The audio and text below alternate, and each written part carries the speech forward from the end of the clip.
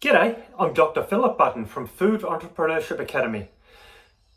In this video, I want to go through a bit about food additives, shelf life, best before, use by dates, those sorts of things, as well as food quality.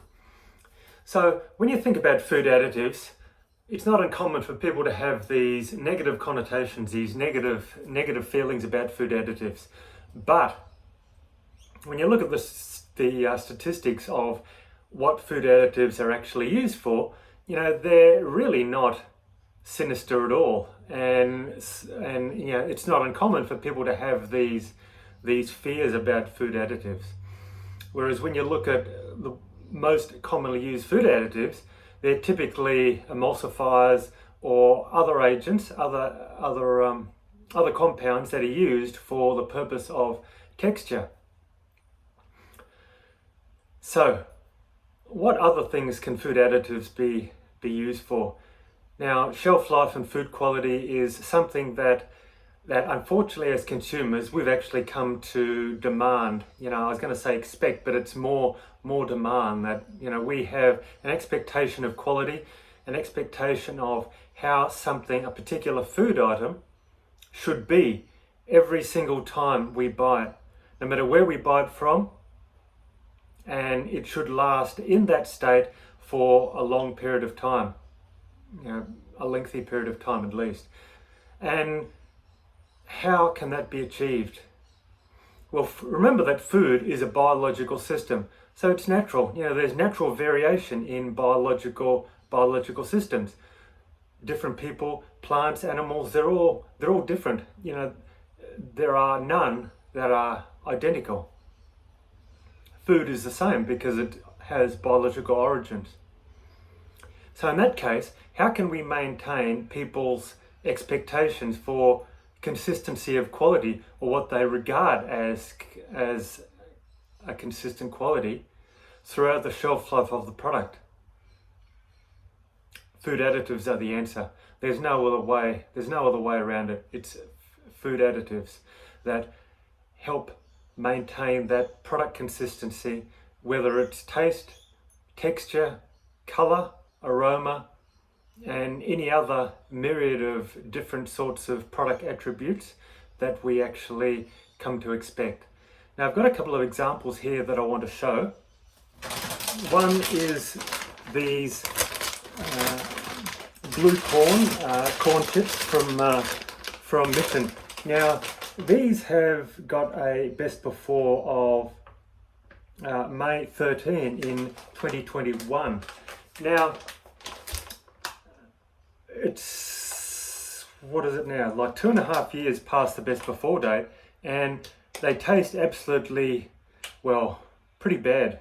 And they have tasted like that for some time actually. So, I was actually quite surprised that it wasn't long after the best before date that these started, tasting quite awful indeed. And it's quite an artificial sort of taste. So something that's, I don't know, it's hard to describe. It's something maybe like plastic related. So that is one example of a consistent product quality that people would expect that can't be maintained after the best before date. So that is an example of what a best before date actually is. It's all related to food quality. So the product quality is maintained up until the best before date, and that's what the manufacturer actually guarantees, you could say, guarantees that the product quality that people expect will be maintained up until the best before date. Now, after the best before date, it's completely fine to eat.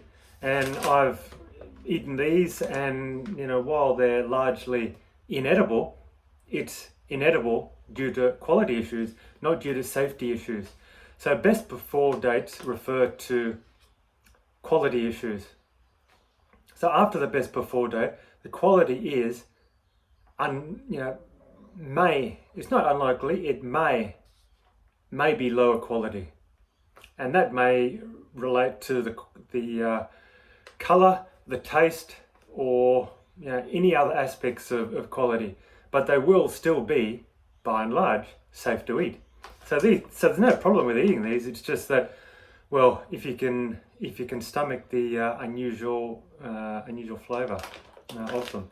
So that's one example where food additives, would be able to ensure a longer shelf life beyond that. And if consumers were able to, accept more food additives, then one would think the costs would go down because the shelf life would be longer, and therefore, there'd be things like less wastage and less stringent conditions that would be required during storage and distribution and that sort of thing. Now, another rather dramatic example of the need for food additives, and in the quality space, is this Milo. Now, this actually has a best before date of the end of September 2019, and just reminding you that the date today is it's early in December 8th, December 8th of 2023. Or actually, it's December 9. The dates are certainly getting away from me as we whip through December. But this Milo has an expiry at best before of the end of September 2019. So, when you think of a powdered chocolate product that you use in drinks primarily, what do you actually think of? You think of a product that, you can scoop out because that's the intended use, right?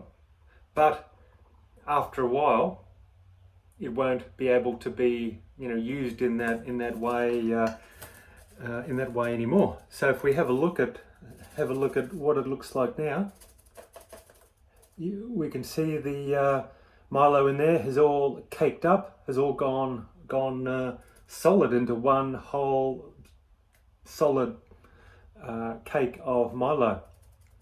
So this now is, what's that, 20, 21, 22, 23. So we're talking about 20, 21, 22, 23. So, in excess of 4 years after the best before date. And we have a product that, you can turn upside down in the can because it is, well and truly past its best before date, and therefore even though there would be additives in there which would prevent this caking, so anti-caking agents, that sort of thing, after 4 years, it's not really they're not really going to work. So it's people's demand, consumer demand for food additives that drives manufacturers to use them because people expect certain consistent quality in their manufactured food products.